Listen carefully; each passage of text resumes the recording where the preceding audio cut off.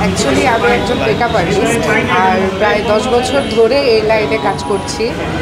ফার্স্টে ফ্রিল্যান্সিং কাজ করতাম, আর এখন হচ্ছে যেহেতু আমার ছোটোবেলার বান্ধবী আর মাসুদ খান ভাইয়া আছে আর তাবজিৎ জনিও কিন্তু আমার ছোটোবেলা, আমরা সবাই টাঙ্গাইলে, তো সেই সূত্র ধরেই হচ্ছে এখন একটু প্রফেশনালভাবে নিজেকে আরও উপরে নিয়ে যাওয়ার একটা স্বপ্ন দেখেছি, যার কারণে বান্ধবীর হাত ধরে এখন পার্টনারে চলে আসছি। Thank you everyone. কেউ 2 দিন ধরে আসলে টিকটক করার পরে এসে একটা সেলুন খুলে ফেলছে এবং সেলুনের ভিতরে অনেক ধরনের কাজ করছে এবং অনেক কাজ করছে। এটা নিয়ে আপনি কি বলতে চান? এখানে আসলে একটু সমস্যা হচ্ছে। যেহেতু আমরা বিজনেস করি আর বিজনেসটা হচ্ছে সন্তানের মতো, আমরা ফ্যামিলিতে সন্তানকে যেভাবে তিল তিল করে লালন করি, সো সন্তান মানুষের মতো মানুষ হয়, বিজনেসটাকেও যদি আমরা ওইভাবে দেখি তাহলে এটা থেকে অবশ্যই আমাদের ভালো কিছু আসবে।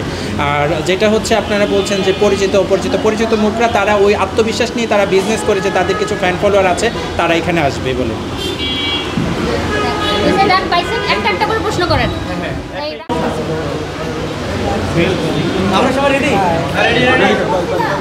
একটু যদি বলতেন আজকের এই যে এইখানে রেডি হয়ে যায়, এই মোবাইল চাপ পেছনে একটু নিচে হয়ে যায়, বসে দিন।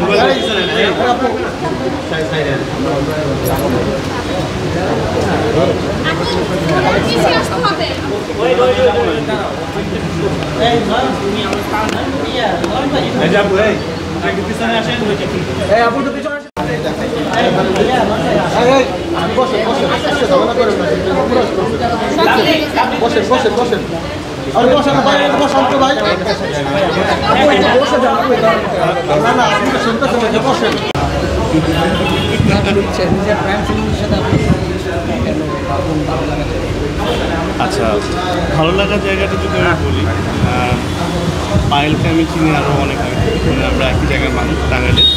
অ্যান্ড ওয়েন আমার কি তাতে ও দেখতাম যে ও খুব ভালো উপস্থাপনা করে, ওর একটা খুব কমন ডায়লগ আছে, যতবারই আমাদের দেখায় আমি বলি, ও বলে যে লাগছে কেমন, দর্শকরা বলে রসগোল্লা যেমন।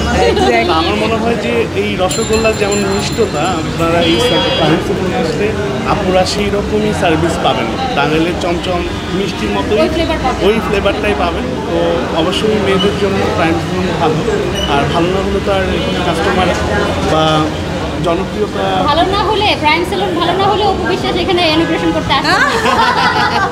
তো সেই জায়গা থেকে দেখা যায় যে ভালো, আপনারা সবাই আসবেন উত্তরাতে, এবং উত্তরার যে এই রোডটা আমি একটু বলি, উত্তরা টাউন নাম্বার 2 আর কাচ্চি এক্সপ্রেসের বিল্ডিং লিফটের 4। হ্যাঁ, কাচ্চি এক্সপ্রেসের বিল্ডিং লিফটের 4। আমি মনে করি যে এটা কিছুদিন পর প্রাইমের বিল্ডিং নামে মানুষ চিনবে, কারণ জনপ্রিয়তা এতটাই বেশি। এখন আরেকজন পার্টনার আছে শেষ, আনিকা খান আসো।